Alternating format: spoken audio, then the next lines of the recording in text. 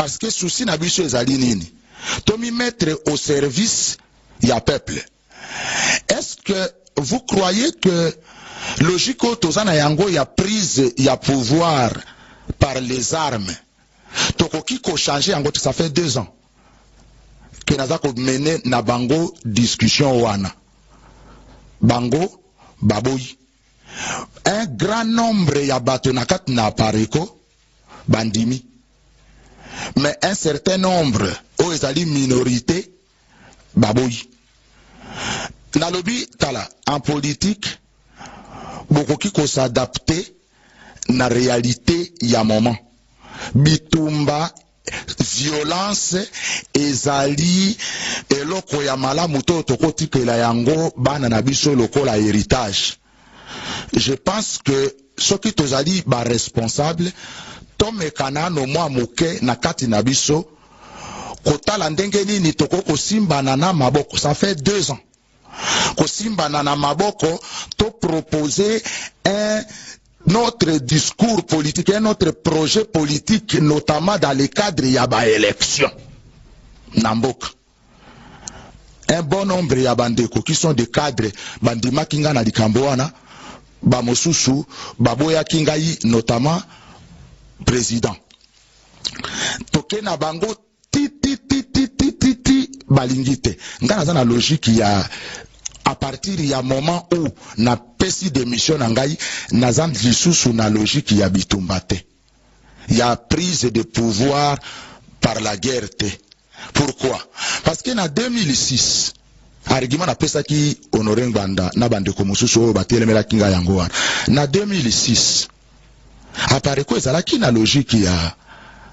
ya ba élection, parce que apareko ezalaki campagne pona Jean-Pierre Bemba. Tolobaki biso tokende na ba élection te, mais to salaki campagne pona Jean-Pierre Bemba. Encore une fois, Jean-Pierre Bemba kotaki en contact na biso te. Jean-Pierre Bemba kotaki en contact na Ngwanda. A sololi na Ngwanda, a convaincre Ngwanda. Likambo ya mwana mboka. Eza slogan biso ndo to sali yango. Likambo ya bana mboka, mwana mboka. To sali propos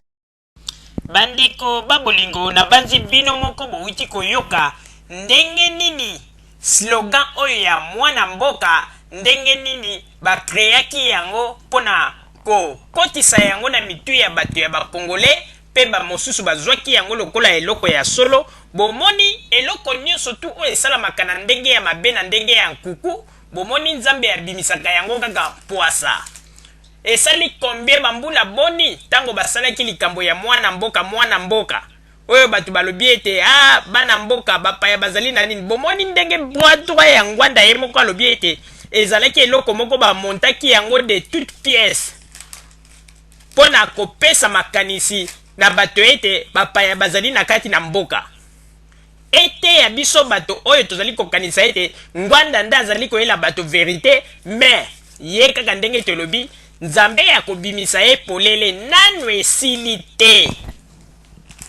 Bandeko babolingo na banzi bowiti kolanda bino moko pe boyoki ndenge nini oyo azalaki bras droit ya Ngwanda, ndenge nini auti koloba totie yango po ete ya bino bato oyo nde bozali kokanisa ete Ngwanda nde azali moto. Bandeko bozali kotoka pe bozali kobimisa motoki ya pamba, parce que ezala ta ndenge bazali kopromettre bino yo soko ozwi okozala ministre boye, yo soko ozwi okozala bo, bozali kosala mosala ya pamba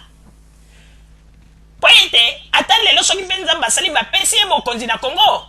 ye moko ayebi ndenge nini akosala kolesalesa bino bapoison. Yokanisi Ngwanda azali moto oyo lelo soki aza na esika ya bokonzi, yokanisi akosala na yo moto oyebi verité na ye, yo moto oyebi ndenge histoire ya makambo ebandi na ba secret na bino ya mabe ya kati ya pareko na ba sekele na bino ba information ya lokuta bozali kopesa. Yokanisi Ngwanda kotika na bomoi si eko boma bino pozwa bato oyo bayebi ye malamu te. Bandeko bosala keba boyebi papa oyo malamu te, mokolo boko comprendre ye nde na banzi ete ba mosusu bakosundola ba mikro wana kope bapakati mbango sa meme moto aloba na bango. Yango ete bandeko babolingo toyebisi bino ete bokeba soki bomoni ete moto lokola Ngwanda azali meme ko respecter mwasi Arma Tungulu te azali kozwa nzoto ya plastique pe motomo kwa lokoti quelque part basali yango ba montage ba manipuler yango pe azali kotiela bato pa koloba ete botala Arma mwasi Arma mobali botala Arma Tungulu bomoni ndenge nini bazali kofinga mama na pe kosangana na mama wana bomoni ndenge bazali kosangana na bango yango na tozali koyebisa bino bandeko babolingo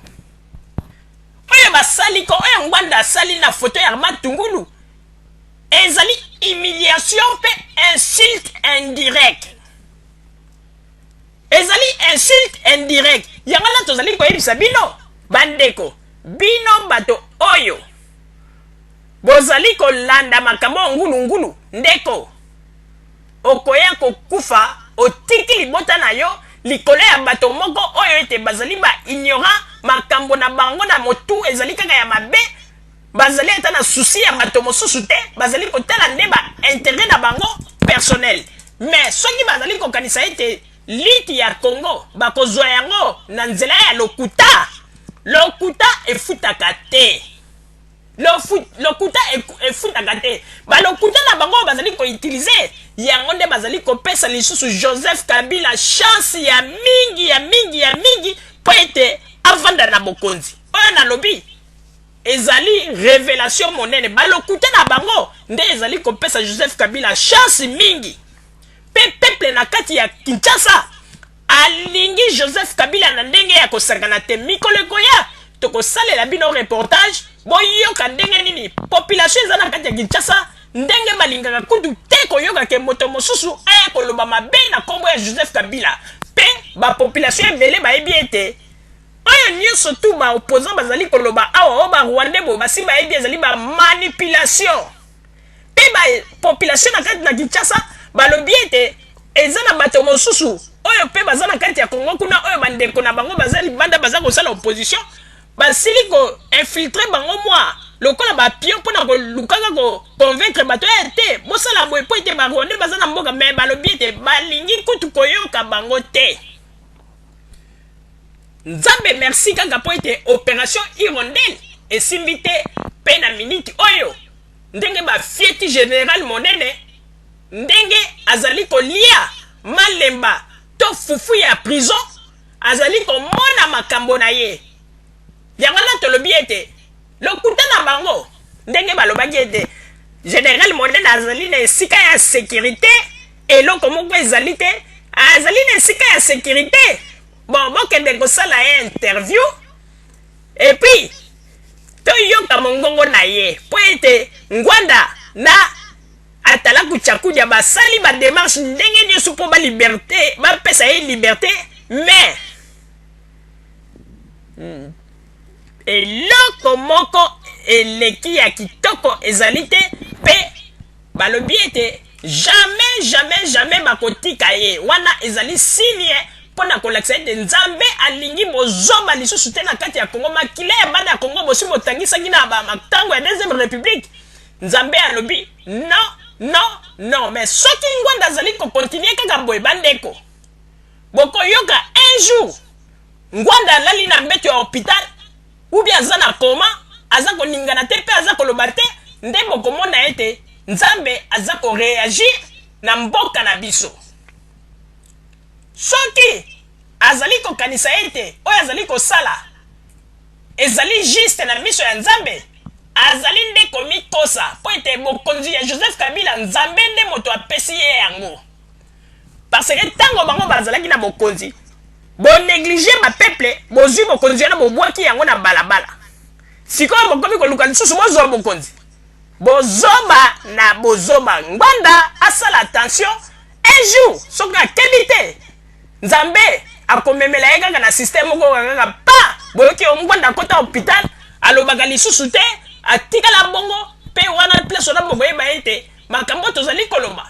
koloba nde ba vraie version oyo ezali kowuta penza na kati na bosolo tosuki wana mpona lelo bozalaka bisika bozali nde tokopesa bino basango oyo tobombeli bino merci. bande ko babulingo na bandi buti kolanda émission na biso oyo tosileki kolikisa yango po ete boyeba basango nini oyo bino bande kozela na bandi ete moto na moto asili kotire leson na ye na oyo esili kolobama na esika oyo yango ete tosengi na bino ete boboto ezala na bino na bafamille esika bozwani na bandi ete mbala ya nsima biso bokozumel nini tokozanga te mpona kopesa bino lisusu basango oyo esengeli mpona bino tosiki wana mpona lelo merci mingi www.zumelmin.com ezali wana mpona bino na bandi ete bokozala desite nsima ya bangonga nde boyebi nini oyo tobomeli